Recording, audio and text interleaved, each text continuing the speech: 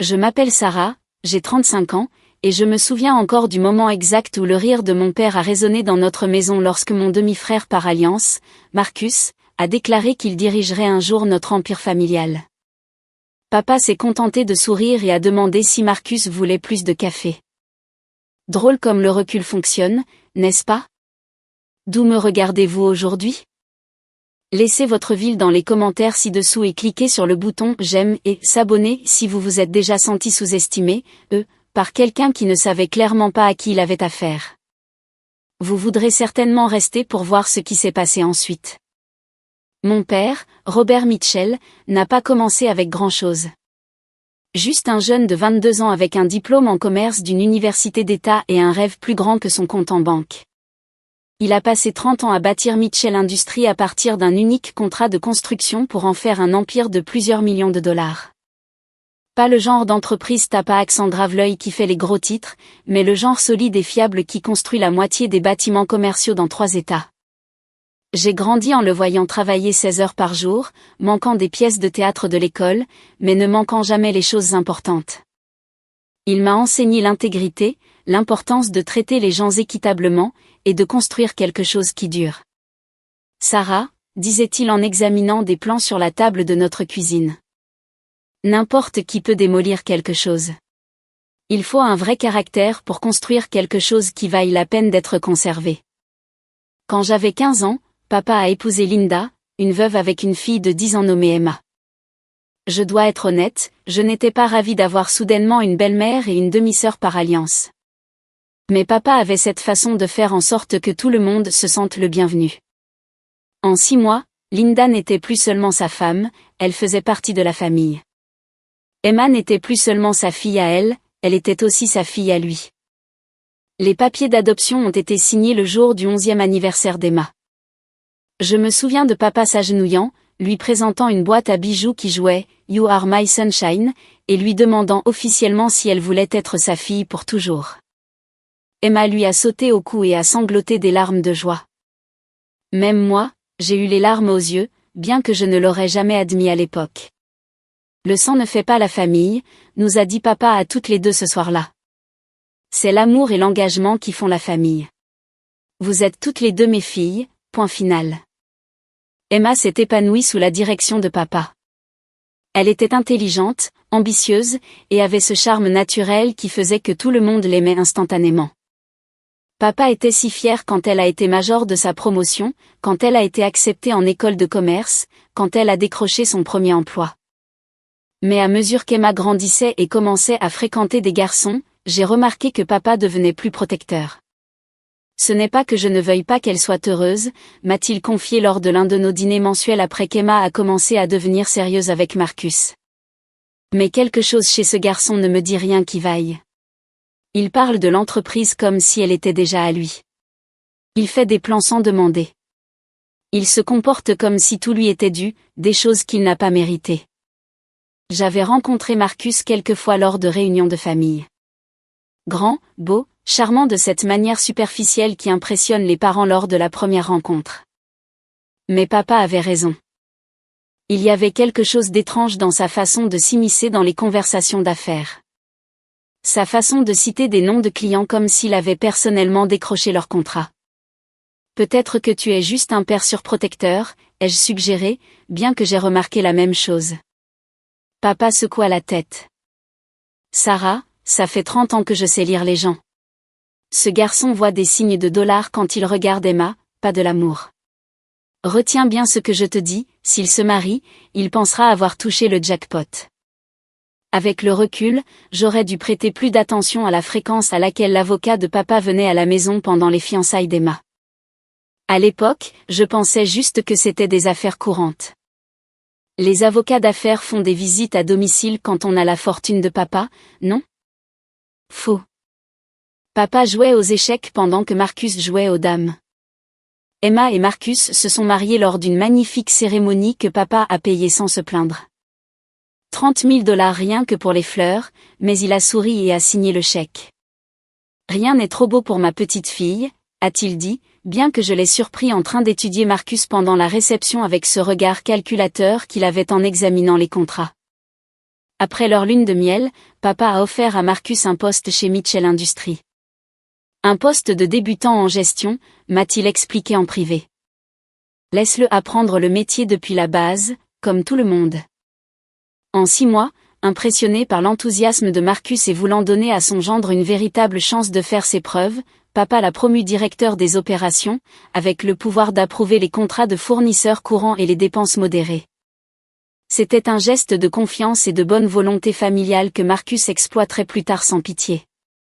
Mais Marcus avait d'autres idées. Dès son premier mois, il suggérait des améliorations à des processus qui fonctionnaient depuis des décennies.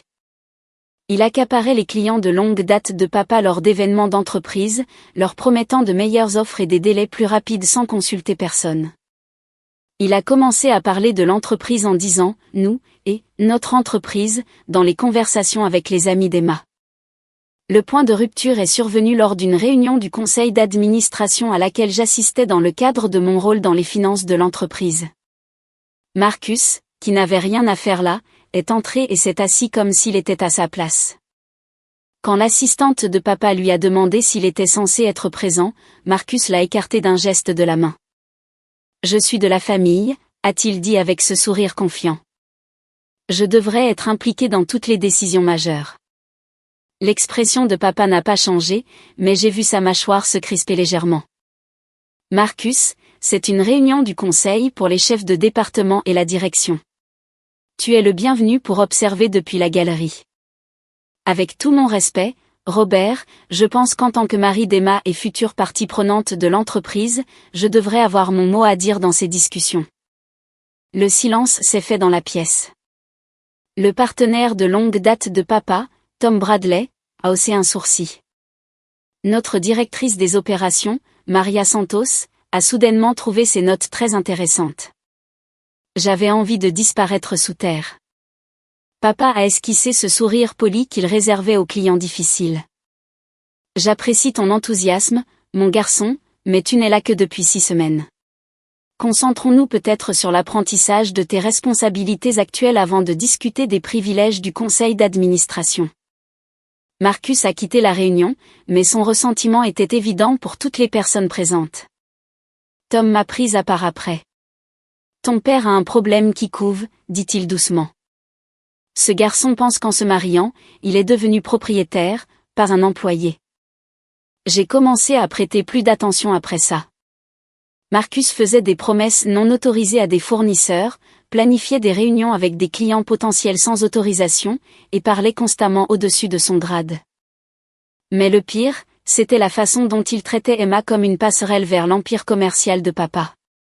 Je l'ai entendu au téléphone un soir en passant chez eux. Emma était sous la douche et Marcus ne savait pas que j'étais là.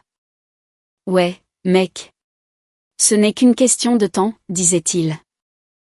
Le vieil homme ne vivra pas éternellement. Et quand il ne sera plus là, Emma héritera de tout. On parle d'au moins 200 millions, plus tous les biens immobiliers. » Mon sang s'est glacé. Il planifiait littéralement la mort de mon père comme une opportunité commerciale. Papa a commencé à travailler tard plus souvent, mais pas sur des projets de construction. La lumière de son bureau à domicile restait allumée jusqu'à minuit, et je voyais des documents juridiques éparpillés sur son bureau lors de mes visites. Quand je posais des questions, il disait simplement qu'il mettait à jour des papiers. Ce que je ne savais pas, c'est qu'il était en train de blinder systématiquement notre héritage familial. Papa avait toujours été paranoïaque au sujet de la planification successorale, même avant qu'Emma n'épouse Marcus. Il avait vu trop d'entreprises familiales détruites par des conflits d'héritage. Trop de gens travailleurs perdre tout au profit de parents avides qui débarquaient avec des avocats après les funérailles. Mais le comportement de Marcus a fait passer cette paranoïa à la vitesse supérieure. « Je veux que tu rencontres mon avocat la semaine prochaine », m'a dit papa un samedi matin au petit déjeuner. Nous mettons à jour la planification de la succession et il y a des choses que tu dois comprendre. David Chen était l'avocat de papa depuis 15 ans. Un homme perspicace spécialisé dans la protection du patrimoine familial contre exactement le genre de prédateur que Marcus se révélait être. Son bureau était tout en bois sombre et en livre de droit, le genre d'endroit où l'argent sérieux obtient une protection sérieuse. Votre père est préoccupé par certaines vulnérabilités dans la structure successorale actuelle, a expliqué David diplomatiquement. Nous mettons en place des garanties pour assurer que l'entreprise reste stable, quels que soient les changements familiaux. Les documents étaient complexes, mais l'idée de base était simple, créer des couches de protection qui empêcheraient quiconque de fondre sur l'œuvre de la vie de papa pour la liquider. Des structures de fiducie, des droits de vote, des compositions du conseil d'administration, tout était conçu pour garder le contrôle entre des mains responsables. Et Emma, ai-je demandé. Elle mérite son héritage. Bien sûr qu'elle le mérite, a dit papa. On s'occupera bien d'Emma. Mais il y a une différence entre subvenir aux besoins de sa fille et céder le contrôle à quelqu'un qui ne l'a pas mérité. L'ironie, c'est que Marcus n'avait aucune idée de ce qui se passait. Il continuait ses jeux de pouvoir au bureau, ses références désinvoltes à « quand je dirigerai les choses », ses tentatives de plus en plus audacieuses de s'impliquer dans des décisions qui le dépassaient. Papa gérait tout cela avec une patience remarquable. Il redirigeait les suggestions de Marcus vers les canaux appropriés, souriait poliment à ses commentaires présomptueux, et maintenait une courtoisie professionnelle même quand Marcus testait clairement ses limites. Mais je pouvais voir les rouages tourner derrière l'extérieur calme de papa. Chaque dépassement, chaque supposition arrogante, chaque référence désinvolte à l'entreprise comme étant « la nôtre » était mentalement cataloguée et classée. Le plus drôle, avec le recul, c'est que Marcus interprétait la retenue de papa comme une faiblesse. Il semblait vraiment penser qu'il était en train d'user papa, que sa persévérance finirait par payer. Il a commencé à prendre des initiatives encore plus audacieuses, programmant des déjeuners avec des clients sans approbation et se présentant comme un décideur de l'entreprise auprès des fournisseurs externes. Le garçon creuse sa propre tombe, observa Tom Bradley après que Marcus eut promis à un client majeur une réduction de 20% sur un projet déjà à peine rentable. Robert le laisse juste s'enfoncer. Papa n'a jamais perdu son sang-froid, n'a jamais confronté Marcus directement, n'a jamais donné le moindre signe qu'il était autre chose qu'un beau-père patient essayant de guider un gendre trop enthousiaste. Mais ces nuits tardives dans son bureau, ce n'était pas une question de patience. C'était une question de préparation. Les visites de l'avocat sont devenues régulières, bien que papa ait pris soin de les programmer quand Emma et Marcus n'étaient pas là. David Chen arrivait avec sa mallette pleine de documents, et il disparaissait dans le bureau de papa pendant des heures. J'ai commencé à comprendre l'ampleur de ce qu'il construisait quand papa m'a demandé d'être témoin pour quelques pages de signature. Ce n'était pas de simples testaments ou des documents de fiducie de base. C'était une forteresse juridique complète conçue pour protéger tout ce que papa avait bâti sous tous les angles imaginables. Changement de structure d'entreprise, a expliqué papa quand je l'ai interrogé sur la complexité. Exigence de composition du conseil, accord de fiducie de vote, protocole de succession. Pensé comme une assurance contre le mauvais jugement. Marcus, pendant ce temps, devenait plus audacieux de semaine en semaine. Il a commencé à signer ses emails, Marcus Thompson, équipe de direction, Mitchell Industries. Bien qu'il n'ait aucun titre de direction officiel, il a promis à un client de longue date que, nous occuperions de leur projet d'expansion à prix coûtant, pensant apparemment qu'il avait l'autorité de faire de telles garanties. Papa a dû appeler personnellement le client pour expliquer que Marcus avait mal présenté notre position, de manière professionnelle, polie, mais ferme. Je suis désolé pour la confusion, Jim. Marcus apprend encore nos structures de tarification. Laisse-moi demander à Maria de t'envoyer notre proposition réelle. Quand Marcus a appris que papa l'avait contredit, il était furieux. Je me trouvais par hasard au bureau de papa quand Marcus est entré en trombe, le visage rouge d'embarras et de colère. Tu m'as fait passer pour un idiot devant un client majeur, a-t-il lâché, sans se soucier que l'assistante de papa et deux chefs de département pouvaient entendre chaque mot. La voix de papa est restée parfaitement calme. Tu as fait une promesse que l'entreprise ne pouvait pas tenir. J'ai réglé le problème. Je suis de la famille, Robert. Tu aurais dû me soutenir, pas me saper. La famille n'excuse pas l'incompétence, Marcus. Et la famille n'excuse certainement pas le fait de prendre des engagements qui pourraient coûter de l'argent à l'entreprise. Marcus a quitté le bureau de papa ce jour-là avec l'air d'un homme qui venait de réaliser qu'il n'était pas aussi important qu'il le pensait. Mais au lieu de tirer une leçon de l'expérience, il a redoublé d'arrogance.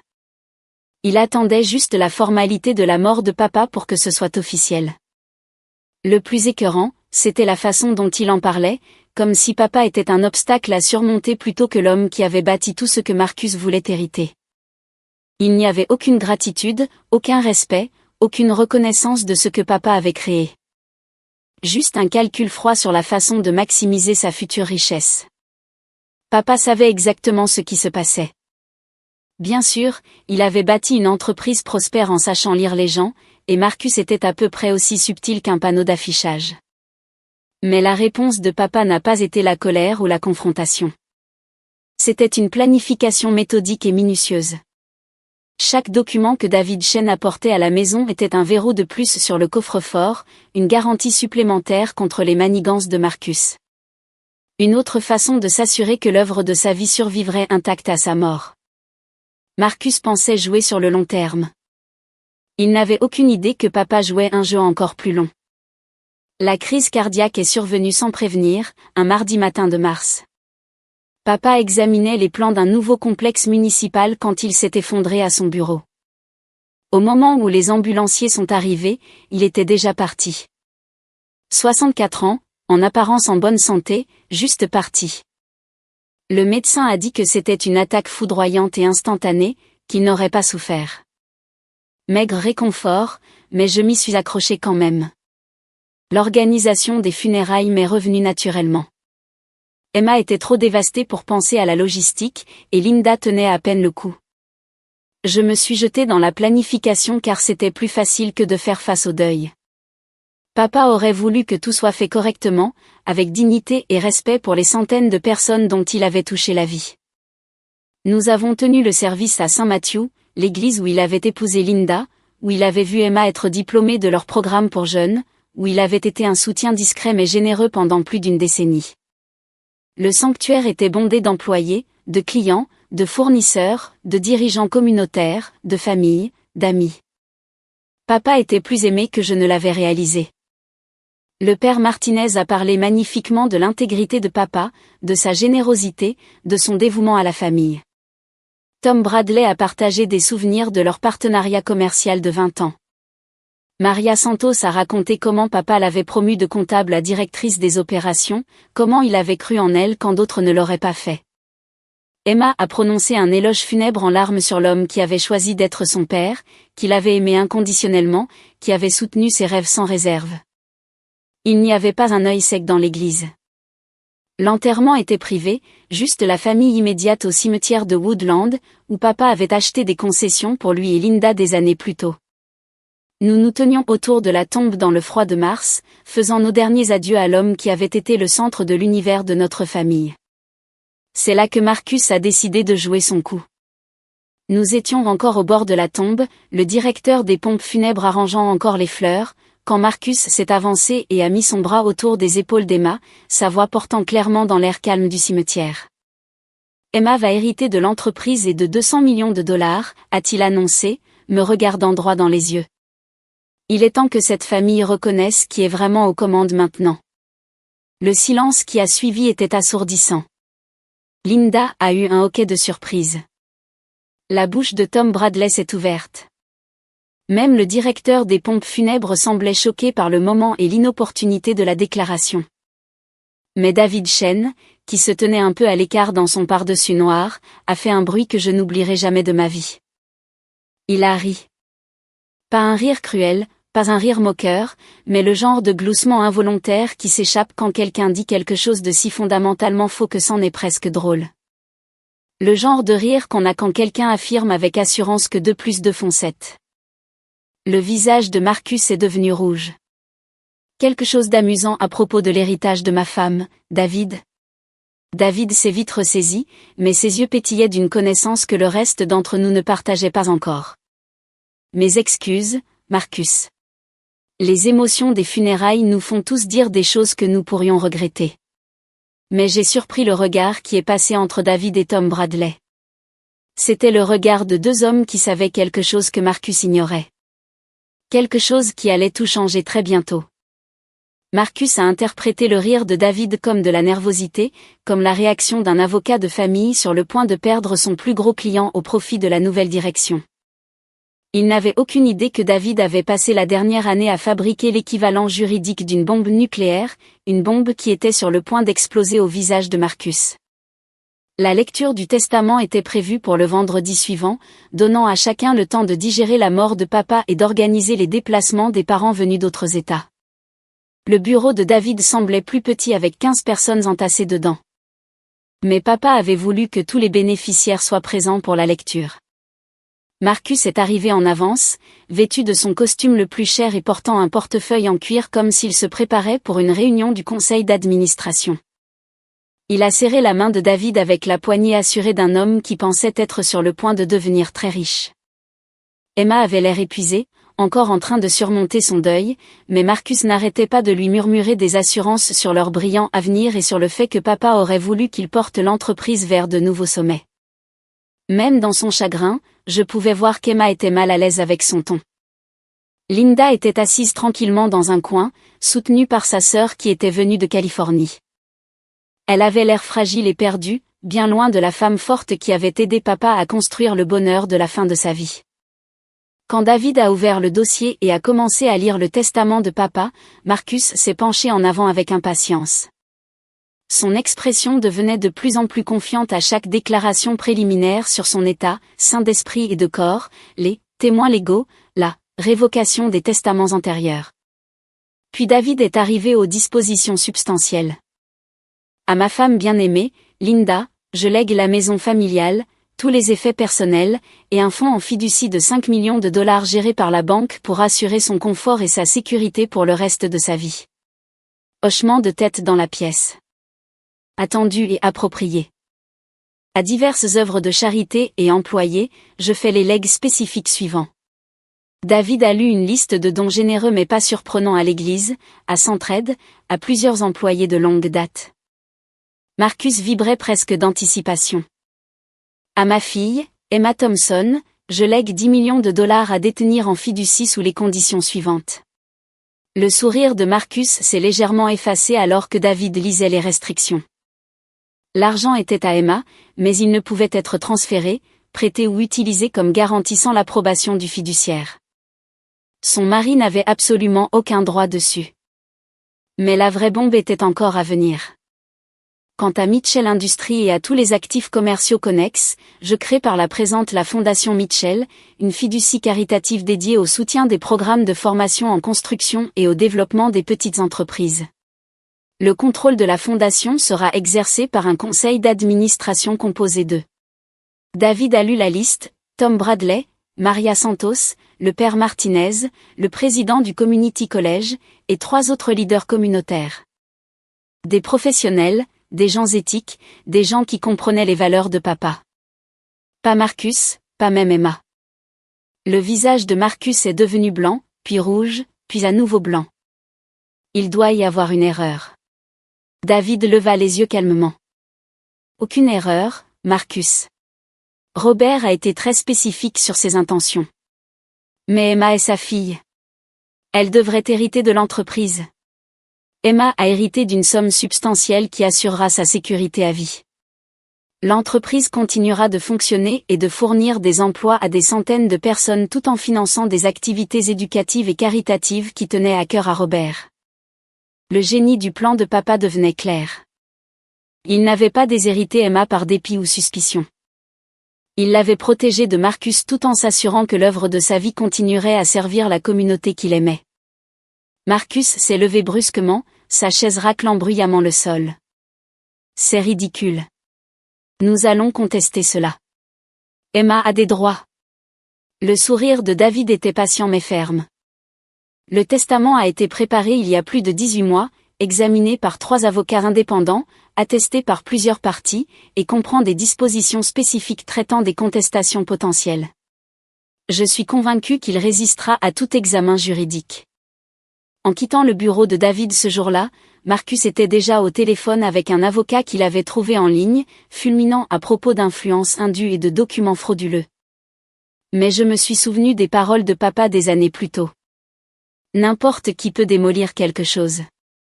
Il faut un vrai caractère pour construire quelque chose qui vaille la peine d'être conservé.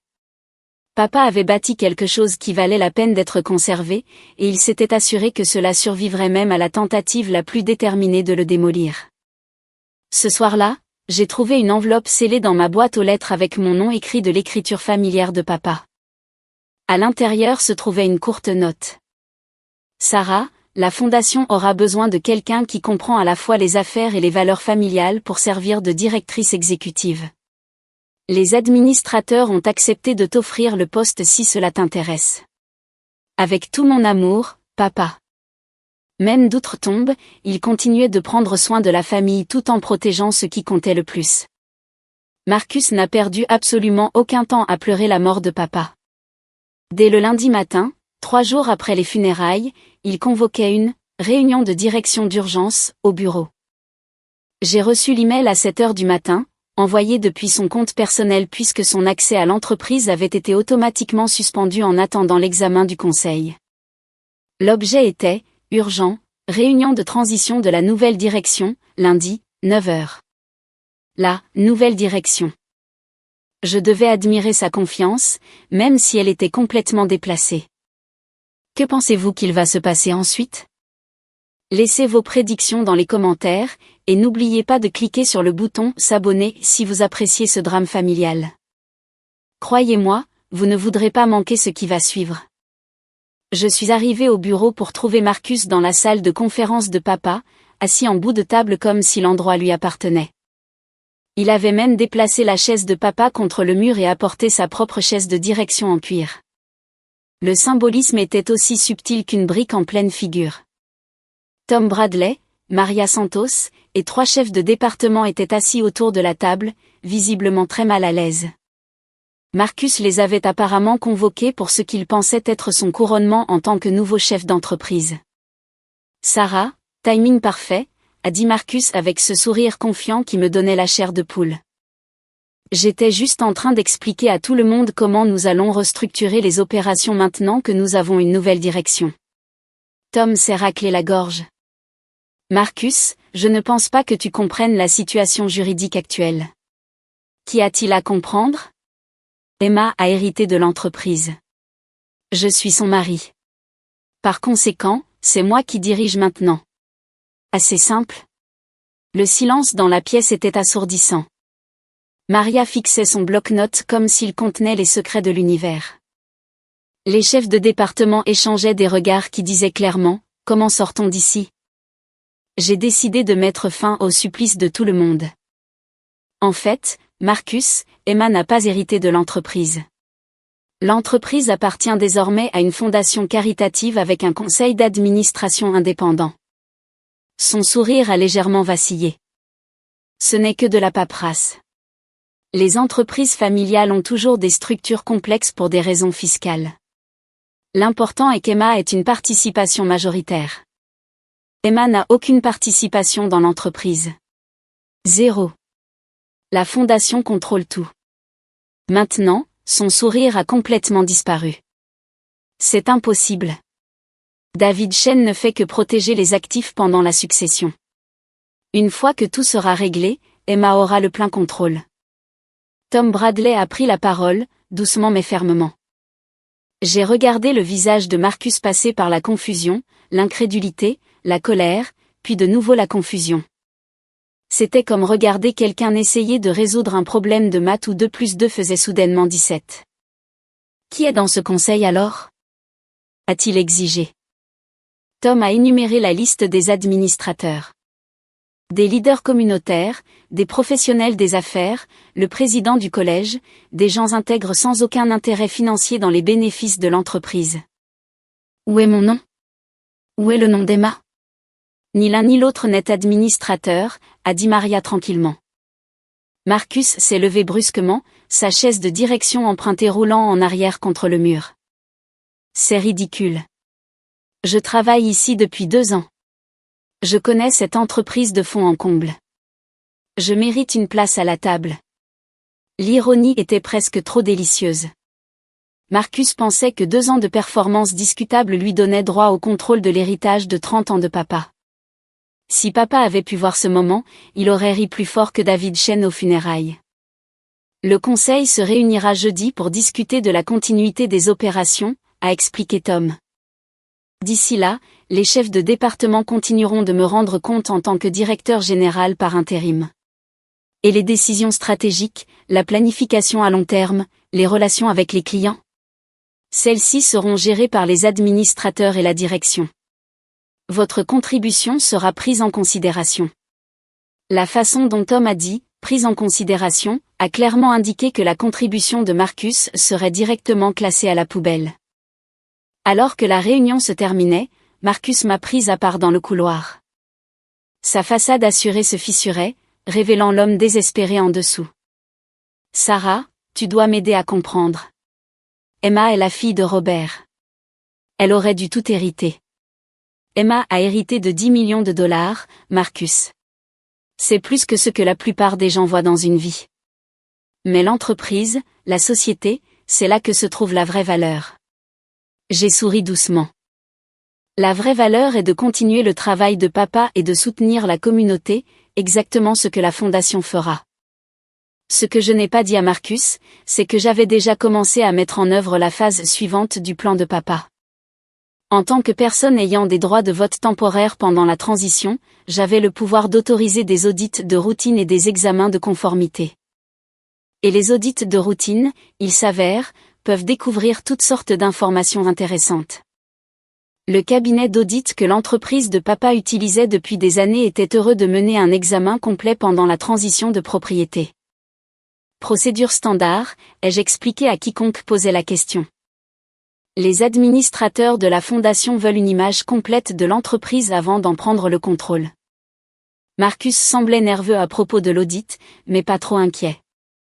Après tout, que pouvait-il trouver? Il avait été prudent, malin, discret. Du moins, c'est ce qu'il pensait.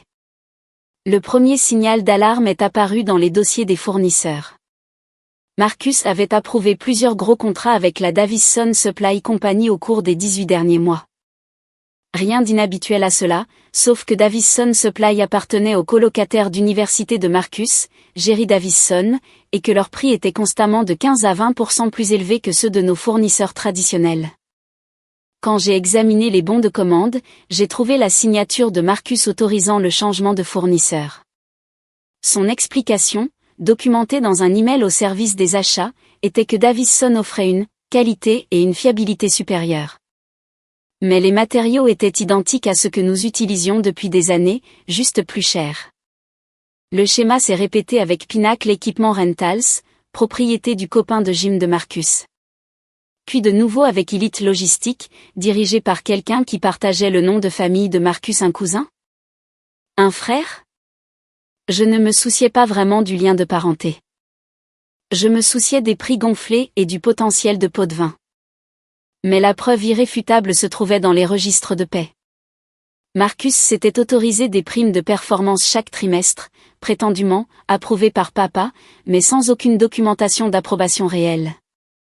Et ce n'était pas de petites sommes. On parle de primes à 5 chiffres pour un gars qui était en poste depuis moins de 2 ans et qui n'avait aucun indicateur de performance mesurable pour justifier cette rémunération supplémentaire. Plus je creusais, plus le schéma devenait clair. Marcus ne s'était pas seulement positionné pour hériter de l'entreprise.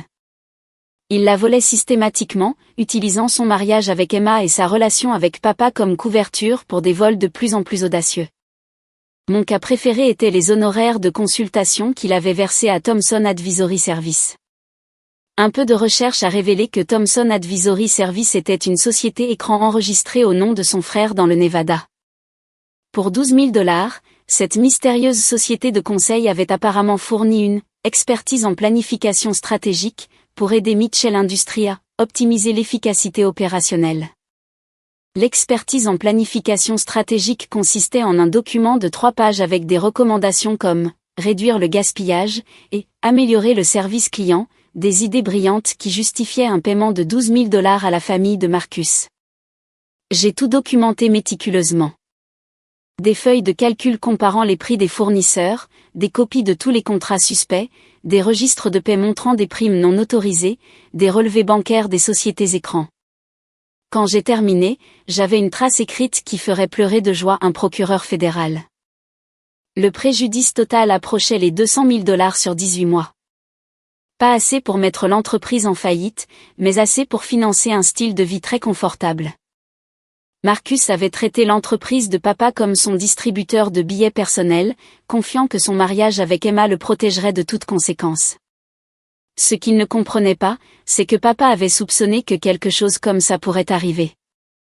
C'est pourquoi le cabinet d'audit avait reçu des instructions spécifiques pour rechercher toute irrégularité dans les relations avec les fournisseurs, les paiements de primes et les autorisations de dépenses pendant la période de transition. Marcus pensait avoir été malin. Papa avait 3 coups d'avance. En compilant les preuves, je ne pouvais m'empêcher de m'émerveiller de l'audace de Marcus. Il avait volé de l'argent à l'homme dont il avait épousé la fille, dont il prétendait aimer l'entreprise, dont il avait promis de protéger l'héritage. Et il avait fait tout cela en se positionnant comme l'héritier légitime de tout ce que papa avait bâti. La belle ironie était que le vol de Marcus s'était produit pendant la période exacte où papa préparait ses défenses juridiques. Chaque contrat frauduleux, chaque prime non autorisée, chaque système de pot de vin s'était produit pendant que papa travaillait avec David Chen pour s'assurer que Marcus n'obtiendrait jamais le contrôle de l'entreprise. Marcus avait creusé sa propre tombe pendant que papa construisait le cercueil.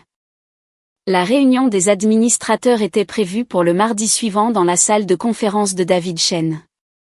J'avais passé le week-end à organiser les conclusions de l'audit en une présentation qui rendrait la situation parfaitement claire pour toutes les personnes impliquées. Tom Bradley est arrivé en avance, l'air sombre mais pas surpris. « C'est grave à quel point ?» a-t-il demandé en examinant mon résumé. Assez grave pour justifier des poursuites pénales si nous voulions les engager. Maria Santos a sifflé doucement en voyant les tableaux de comparaison des fournisseurs. Je me demandais pourquoi le coût de nos matériaux avait tant augmenté.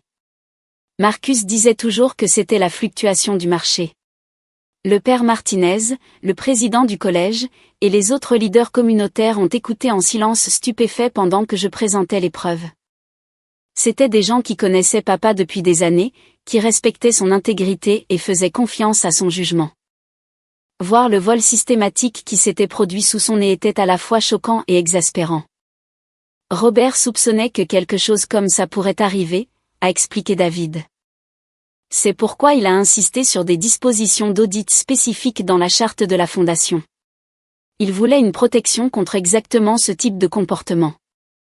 Les preuves étaient accablantes. Contrats gonflés, système de pot de vin, primes non autorisées, paiement à des sociétés écrans. Marcus avait mené une opération de détournement de fonds sophistiquée tout en se présentant comme un gendre dévoué. Quelle est notre exposition juridique, a demandé le docteur Williams, le président du collège. Minimale, a répondu David. La fondation n'est pas responsable des vols préexistants, mais nous devons régler cela avant de prendre le plein contrôle opérationnel. Tom s'est adossé à sa chaise en secouant la tête. Les chiffres étaient accablants, mais ils ne racontaient qu'une partie de l'histoire. J'avais aussi découvert des emails où Marcus discutait de ses plans avec Emma. Des emails où il traitait l'entreprise comme si elle était déjà sa propriété, où il faisait des promesses à des amis sur de futurs contrats, une fois qu'il serait aux commandes. L'email le plus révélateur était celui qu'il avait envoyé à son frère à propos de la société de conseil du Nevada. Rob ne remarquera jamais 12 000 $. Et même s'il le fait, qu'est-ce qu'il va faire? Virer le mari de sa fille? Les liens familiaux ont leurs avantages. Lire ces mots à voix haute aux administrateurs, c'était comme exposer l'âme de Marcus. Voici un homme qui était entré dans une famille, avait été accueilli et soutenu, avait reçu des opportunités et de la confiance, et avait répondu en volant les personnes qui lui avaient montré de la gentillesse. Je recommande que nous organisions une réunion avec Marcus pour jeudi, a dit David. Lui donner l'occasion d'expliquer ses divergences avant que nous ne prenions des mesures formelles. Le docteur Williams a hoché la tête. Le respect de la procédure est important, même dans des cas aussi clairs que celui-ci. Mais je pouvais voir la détermination sur les visages de chacun. C'étaient des gens sérieux qui ne toléraient ni le vol ni la trahison. Marcus avait franchi une ligne qui ne pouvait être franchie en sens inverse. Briser une confiance qui ne pouvait être réparée. Et Emma, a demandé doucement le père Martinez. Elle a déjà traversé tant de choses. Emma sera protégée, les jeux assurés. L'équipe juridique de la fondation gérera cela avec soin. Elle n'a pas besoin d'être impliquée dans les aspects criminels, à moins qu'elle ne le choisisse. En quittant la réunion, Tom m'a prise à part. Ton père serait fier de la façon dont tu as géré ça, Sarah. Il a toujours dit que tu avais la meilleure combinaison de cœur et de cerveau de la famille. En marchant vers ma voiture, j'ai pensé au dernier cadeau de papa à nous tous. Il avait protégé l'entreprise de l'avidité de Marcus, assuré la sécurité financière d'Emma, et m'avait donné les outils pour exposer la vérité. Même dans la mort, il continuait de prendre soin des gens qu'il aimait. Marcus pensait jouer sur le long terme, se positionnant lentement pour tout hériter. Il n'avait aucune idée que papa jouait un jeu encore plus long, un jeu qui se terminerait par une justice complète. La réunion de jeudi allait être très intéressante. Marcus est arrivé au bureau de David Chen jeudi matin, habillé comme s'il assistait à une réunion du conseil d'administration. Costume cher, portefeuille en cuir, démarche assurée. Il pensait probablement qu'il s'agissait d'une discussion de transition de routine où sa contribution serait appréciée et sa position confirmée. Il n'avait aucune idée qu'il se dirigeait vers sa propre exécution. Marcus, merci d'être venu, a dit David professionnellement. Nous avons quelques divergences financières que nous aimerions que vous nous aidiez à comprendre. J'ai fait glisser le premier dossier sur la table de conférence. Commençons par la Davison Supply Company. Pouvez-vous nous expliquer pourquoi nous avons changé de fournisseur pour notre principal approvisionnement en matériaux? Marcus a à peine jeté un œil au document. Meilleur prix, qualité supérieure. Décision commerciale standard. Qualité supérieure qui coûte 20% de plus que notre fournisseur précédent? Vous en avez pour votre argent. Robert a toujours souligné l'importance de fournisseurs fiables. Tom Bradley s'est penché en avant. Marcus, Davison Supply appartient à Jerry Davison, votre ancien colocataire d'université. Avez-vous divulgué cette relation en autorisant le changement de fournisseur? Pour la première fois, Marcus a semblé vraiment surpris. Comment avez-vous? Je veux dire, l'entreprise de Jerry offrait la meilleure proposition de valeur. La meilleure valeur avec une majoration de 20%, ai-je demandé doucement. C'est une définition intéressante de la valeur. David a ouvert le deuxième dossier. Et Pinnacle Equipment Rentals?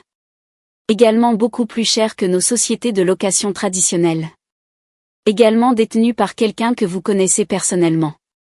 La façade assurée de Marcus commençait à se fissurer. Écoutez, je sais que ces gens sont qualifiés. J'ai confiance en leur travail. Ça vaut la peine de payer un peu plus pour la fiabilité. Un peu plus? Maria Santos était restée silencieuse jusqu'à présent, mais les chiffres offensaient clairement sa sensibilité professionnelle. Marcus, ces contrats ont coûté à l'entreprise $60 000 de plus en 18 mois. Ce n'est pas un peu plus. C'est un surpaiement systématique. Et Thomson Advisory Service, ai-je demandé, en faisant glisser le dossier le plus accablant sur la table. $12 000 pour un rapport de 3 pages recommandant de réduire le gaspillage et d'améliorer le service client. Des conseils assez chers pour des suggestions aussi évidentes. Marcus est devenu pâle. Je ne me souviens pas des détails spécifiques de cette mission de conseil. Vraiment? Parce que Thomson Advisory Service appartient à votre frère dans le Nevada. Le même frère qui vit dans votre maison d'amis 3 mois par an. Le silence dans la pièce était assourdissant. Marcus a regardé autour de la table comme un animal piégé, réalisant pour la première fois que ce n'était pas une discussion d'affaires amicales. C'était un interrogatoire.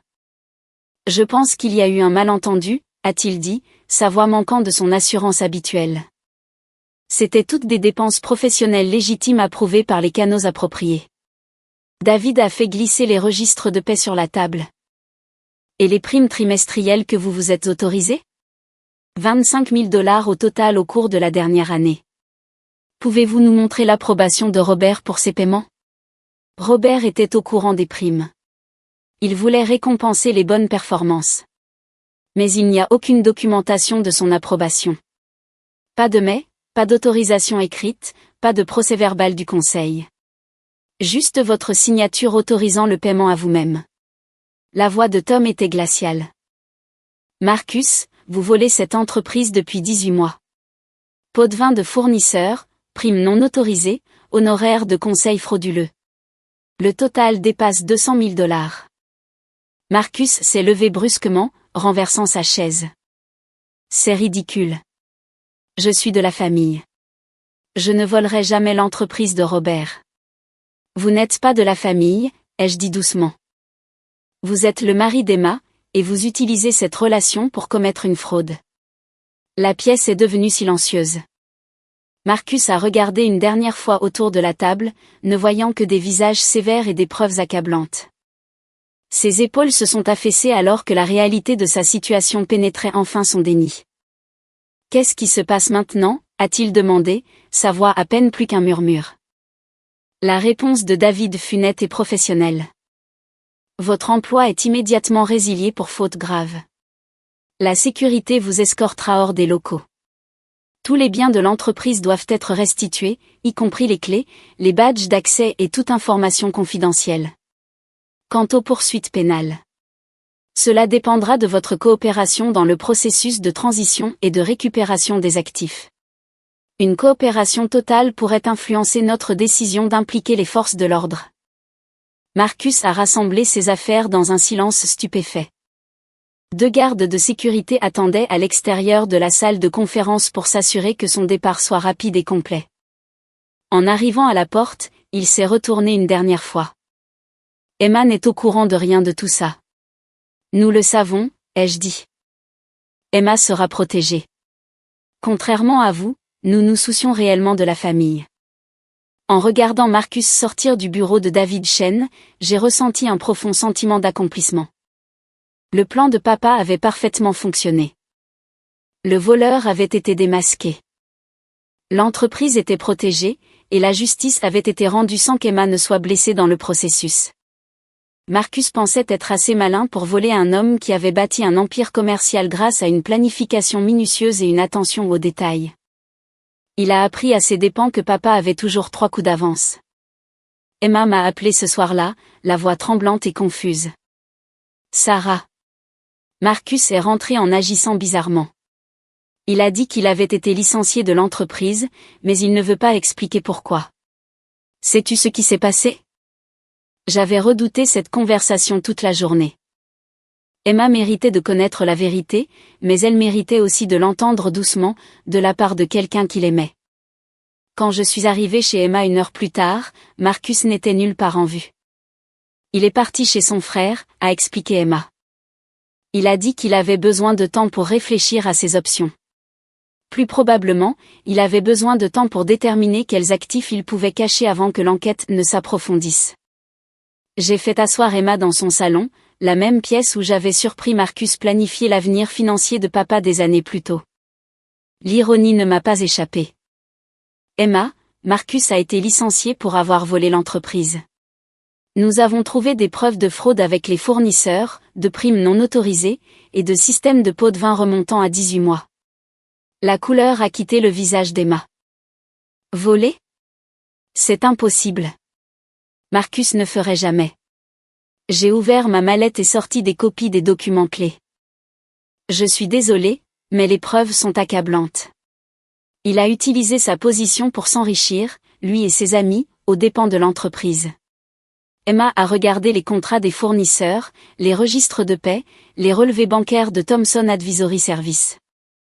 Je l'ai regardé assimiler l'information, voyant la trahison de son mari étalée en noir et blanc. Il a utilisé mon nom, a-t-elle murmuré, pointant un contrat où Marcus avait écrit « Approuvé par Emma Thompson » dans la marge. Il a falsifié mon approbation sur des documents de l'entreprise. C'est ce qui a rendu cela si dévastateur, Emma. Marcus n'a pas seulement volé l'entreprise de papa.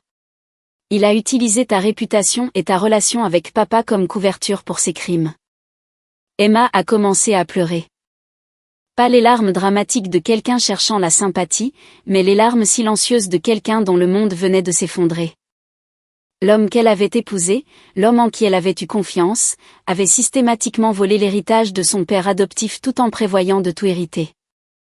Comment ai-je pu ne pas le savoir, a-t-elle demandé. Comment ai-je pu vivre avec quelqu'un pendant 3 ans sans voir ça? Parce que tu es une bonne personne qui suppose que les autres sont bons aussi. Marcus comptait le dessus.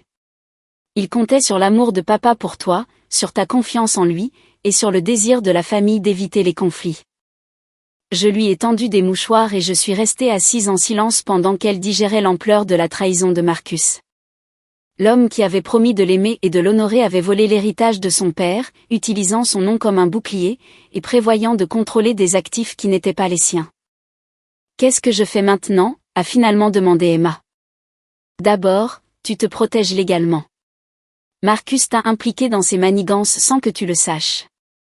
Nous devons nous assurer que tu es complètement séparé de toute responsabilité pénale. J'ai sorti une carte de visite. Voici Jennifer Walsh, l'une des meilleures avocates en droit de la famille de l'État. Elle est spécialisée dans la protection des conjoints contre les activités criminelles de leurs partenaires. Je lui ai déjà parlé de ta situation. Deuxièmement, tu dois décider de ton mariage. Je ne peux pas faire ce choix pour toi, mais je peux te dire que le comportement de Marcus montre un schéma de tromperie et de manipulation qui va bien au-delà de la criminalité financière. Emma a hoché la tête lentement. Il ne m'a jamais aimé, n'est-ce pas? J'étais juste son ticket d'entrée pour l'argent de papa. Je pense que Marcus aimait l'idée de toi, la fille réussie d'un homme d'affaires riche, la clé de tout ce qu'il voulait mais ne pouvait pas gagner lui-même. Au cours des 2 heures suivantes, nous avons examiné les options d'Emma étape par étape. Jennifer Walsh pourrait s'occuper de la procédure de divorce tout en protégeant l'héritage d'Emma de toute réclamation que Marcus pourrait faire. L'équipe juridique de la fondation veillerait à ce qu'Emma ne soit pas impliquée dans les crimes de Marcus. Plus important encore, les dispositions de la fiducie sur lesquelles papa avait insisté signifiaient que Marcus n'avait aucun droit sur les 10 millions de dollars d'Emma. Il l'avait épousée en pensant se marier avec la richesse, mais la planification minutieuse de papa avait assuré que la richesse resterait uniquement à Emma. Papa savait, n'est-ce pas? A demandé Emma alors que je me préparais à partir. Il a vu qui était vraiment Marcus et il m'a protégée de lui. Papa t'aimait assez pour se préparer à toutes les possibilités, même celles qu'il espérait ne jamais voir se produire. En rentrant chez moi cette nuit-là, j'ai pensé au dernier acte de protection de papa. Il avait sauvé Emma de la ruine financière, sauvé l'entreprise d'un prédateur, et s'était assuré que la justice serait rendue même d'outre-tombe. Marcus pensait jouer sur le long terme. Papa a joué le plus long des jeux. 6 mois plus tard, Mitchell Industries était florissante sous la gestion de la fondation. Les contrats de fournisseurs gonflés avaient été renégociés, faisant économiser près de 100 000 $ par an à l'entreprise. Le moral des employés était plus élevé qu'il ne l'avait été depuis des années, en partie parce que tout le monde savait qu'ils travaillaient pour quelque chose de plus grand que les bénéfices de l'entreprise. Marcus avait disparu discrètement. Son divorce d'avec Emma s'est finalisé sans drame, grâce au contrat de mariage sur lequel l'avocat de papa avait insisté. Les poursuites pénales ont été abandonnées en échange d'une restitution complète et d'une confession signée détaillant ses manigances. Il avait déménagé dans un autre État, probablement pour trouver de nouvelles opportunités de se réinventer. Emma allait bien, compte tenu de tout ce qu'elle avait traversé. La thérapie l'avait aidée à surmonter non seulement la trahison de Marcus, mais aussi son deuil de la perte de papa. Elle avait commencé à utiliser son héritage pour soutenir des causes qui tenaient à cœur à papa, y compris un fonds de bourse d'études pour les enfants de familles ouvrières qui voulaient étudier le commerce ou l'ingénierie. Je veux faire quelque chose qui rendrait papa fier, m'avait-elle dit lors de notre déjeuner la semaine précédente. Il m'a donné bien plus que de l'argent. Il m'a donné des valeurs et un but. J'avais accepté le poste de directrice exécutive de la Fondation Mitchell, utilisant mon expérience en affaires pour assurer que l'héritage de papa continue de croître. Nous financions des programmes de formation en construction dans 3 community collèges, accordions des prêts aux petites entreprises locales, et soutenions les ligues sportives de jeunes dans toute la région. Si cette histoire a résonné en vous, n'oubliez pas de liker et de vous abonner pour plus d'histoires sur la famille, la justice et le pouvoir d'une planification minutieuse. Parfois, La meilleure vengeance n'est pas la satisfaction immédiate, mais la protection à long terme des personnes et des valeurs que vous aimez le plus. Les bureaux de la fondation se trouvaient dans le même bâtiment où papa avait lancé Mitchell Industries 30 ans plus tôt. Sa photo était accrochée dans la salle de conférence, non pas comme un hôtel au passé, mais comme un rappel des valeurs qui guidaient notre travail, l'intégrité, l'équité, le service à la communauté, et la compréhension que la vraie richesse vient du fait de construire des choses qui durent. Tom Bradley est passé à mon bureau cet après-midi-là, portant un dossier de proposition d'organismes de bienfaisance locaux demandant le soutien de la fondation. Ton père serait stupéfait de voir ce que c'est devenu, Sarah. Il a bâti une entreprise pour subvenir aux besoins de sa famille. Maintenant, elle subvient aux besoins de centaines de familles. C'est exactement ce qu'il aurait voulu, ai-je répondu, en examinant les candidatures pour le programme de formation en construction. Papa disait toujours que les meilleures entreprises servent leur communauté, pas seulement leurs propriétaires. La dernière subtilité du plan de papa avait mis des mois à être pleinement appréciée. En transformant l'entreprise en une fondation caritative, il s'était assuré qu'elle ne serait jamais vulnérable au type d'avidité et de mauvaise gestion que Marcus représentait. Les générations futures ne pourraient pas la vendre, la piller ou la détruire. Elle continuerait à servir la communauté indéfiniment, un monument vivant aux valeurs de papa. Marcus avait passé 2 ans à se positionner pour hériter d'une entreprise de plusieurs millions de dollars. Au lieu de cela, il avait perdu son emploi, son mariage, sa réputation et sa liberté. L'homme qui s'était tenu au-dessus de la tombe de papa en annonçant ses plans d'héritage s'était retrouvé avec rien d'autre que des accusations criminelles et la honte publique. La belle ironie, c'est que la vraie richesse de papa n'avait jamais été l'argent ou les actifs de l'entreprise. C'étaient les relations qu'il avait bâties, les valeurs qu'il avait inculquées, la communauté qu'il avait servie. Cette richesse ne pouvait être volée, héritée ou détruite. Elle ne pouvait qu'être transmise aux personnes qui comprenaient sa vraie valeur. Emma et moi avions toutes les deux hérité de cette vraie richesse. Nous avions appris de l'exemple de papa comment construire des choses qui comptent, comment protéger les gens que nous aimons, et comment nous assurer que la justice prévaut, même si elle met du temps à arriver. Marcus pensait se marier avec l'argent. Il n'avait aucune idée qu'il défiait un homme qui avait passé 30 ans à apprendre à protéger tout ce qui comptait pour lui. Finalement, c'est papa qui a eu le dernier mot. Et c'était encore mieux que le rire de David Chen aux funérailles, car il durerait pour toujours.